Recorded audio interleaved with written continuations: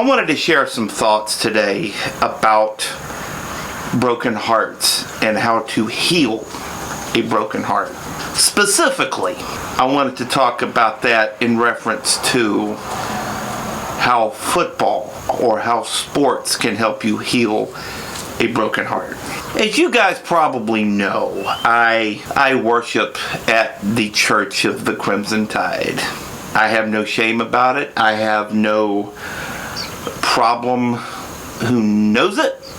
And I'm just an unabashed Crimson Tide nut. And it has been that way in my family for 3 generations. My grandparents, Melvin and Martha, were huge, massive Crimson Tide fans. Neither one of them went to college, but they were both huge fans.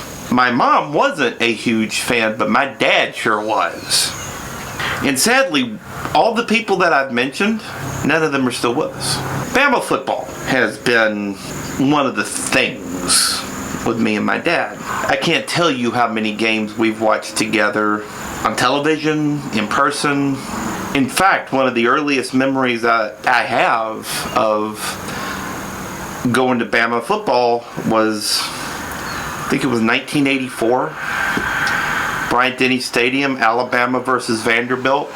My dad and I went together. We sat right behind the Vanderbilt cheering section. That just happened to be the last time Vanderbilt defeated Alabama.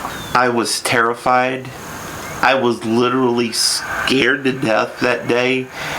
And I think Dad ended up carrying me out of the stadium. But my dad and I, it used to be our thing. And that's been one of the things that has been sorely missing this season, is not being able to talk with Dad after the games. And, well, I can talk with him, he just can't talk back immediately. He would have loved this year's team.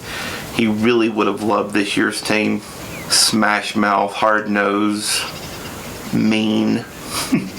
He would have loved this year's team. He would have loved Derrick Henry. But win or lose against Clemson Monday night, I think this year has done more to help me heal from that particular broken heart than I think anything could possibly have. But Bama has a chance Monday night to do something just very, very special. Bama has won 15 national championships. Even I think some of them are kind of sketchy. But Bama has won 15 national championships and could make it 16 this coming Monday night. If Bama does win Monday night, then it can go so far. It can go so far in really helping me put the past year behind me and really helping to heal. But even if